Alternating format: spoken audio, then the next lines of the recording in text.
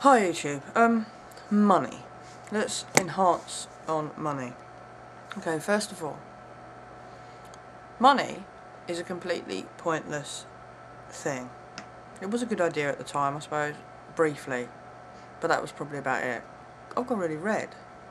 I've got the shutter on a bit slower than normal because there's no light at the moment. I look orange now.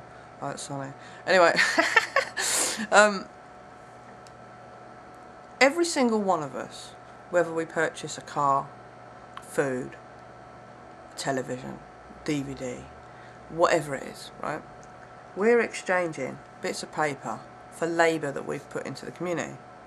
Now, every single thing that we purchase in this world has labour attached to it. And all you're actually paying for is the labour. You pay for the labour for the men to get the gas out of the ground. You pay for the labour for the man to put, or woman to put a TV together in a production line.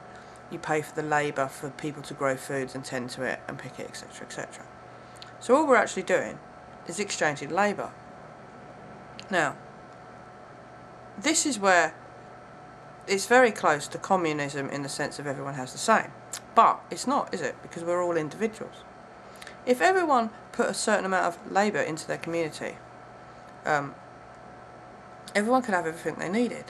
And if everyone could have everything they needed, no one would be selfish, there'd be low crime, and everyone would be quite happy doing the things that they should be doing instead of fighting and living in fear of certain things. Because it's like, if I wanted to make my own television, in this current climate, I'd have to go and ask the bank for a loan to make the machinery, and it wouldn't be feasible. It'd cost me more money to buy the equipment to make the television and mine the stuff out of the ground than it would for someone on a production line to do it. Right? That's the only reason why every single one of us can't make all the things around us. We're all human beings. Every single thing that's around you has been made by a machine with a human being attached to it, or with a human being's input. Every single thing. So therefore, every single thing that we have around us, we can all have. And we can all have all the things we need. You wouldn't go to Tesco's and get 2 trolley worth of shopping and hoard like all these things if you knew that you could go every week and get your shopping, as long as you put your labour into the community in whatever way. It could be in any way you want, any way that the community needs it to be. You know, you could have a community allotment that all the food's taken from, you know, and you don't have a ration system. You don't have, oh, he can only have this and he can only have that. Some people like oranges, some people don't. So you can't sort of start putting rules and regulations down, but if everyone knew that they, as long as they put labour in, they could have all the things that they require just to live their life how they do, it wouldn't need to be excessive, would they? You know, your car stops working, you don't go to get a new one because you fancy a different change in shape. But when your car is run to the ground and stops working, you take it back to the garage and you get a new one. You don't take it back the following year and get a new one because you feel like a different colour.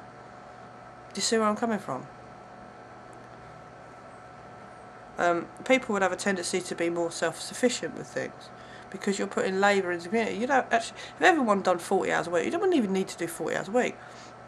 If everyone done like 30 hours a week into the community, and then like you all have sort of shared like vegetable pots and things like that, and shared electrical devices, i.e. you know, solar power. You wouldn't. It's like with petrol and stuff like that, right? You'd be able to have these patents for free energy. These people would be able to produce their device because no one's going to be greedy about profit. It's not about profit, is it? We should all profit.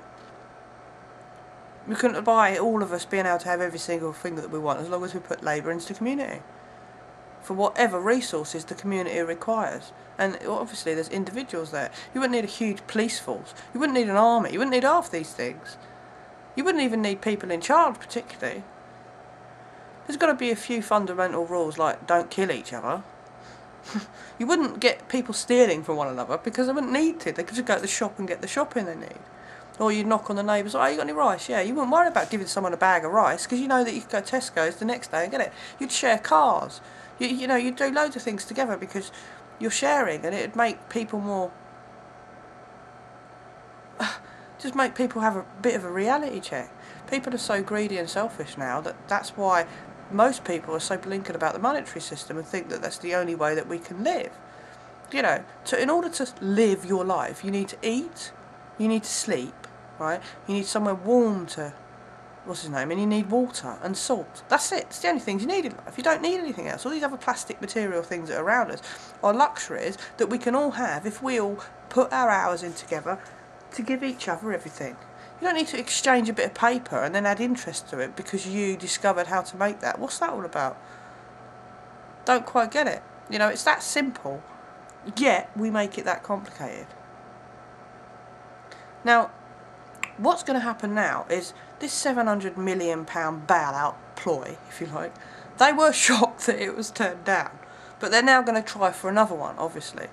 But they were genuinely shocked it was turned down. They're expecting it to go through. But they've always got an answer for either outcome. Now, if they enforced it, they know that would cause uproar, so they'd have to enforce martial law because people wouldn't be happy about paying their taxes. And if they don't enforce it, it doesn't go through Congress, which it hasn't. People are going to have a knock-on effect in the sense of money, food, shelter, mortgage reclaimants, whatever else, redundancies. So they're hoping that that will cause the people to riot, loot and cause civil unrest. So either way round, they will enforce martial law. What you've got to do is not allow martial law to come between you and anyone, right? See, because if everyone's sharing their food and car sharing and doing things for the community to help one another, yeah?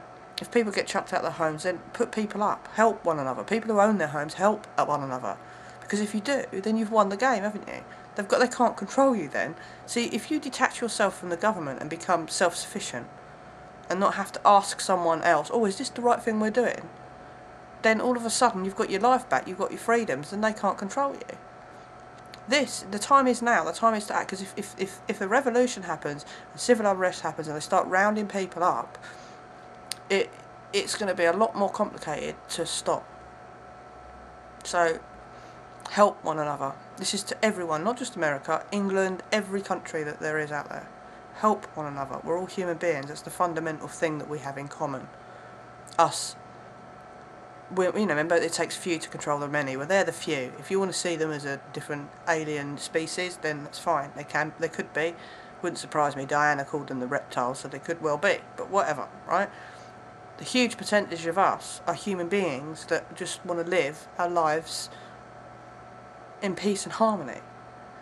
And if that's the case, then seriously, stand back and look at the monetary system. How come you can lend, if I put £100 in the bank, I can borrow up to £300.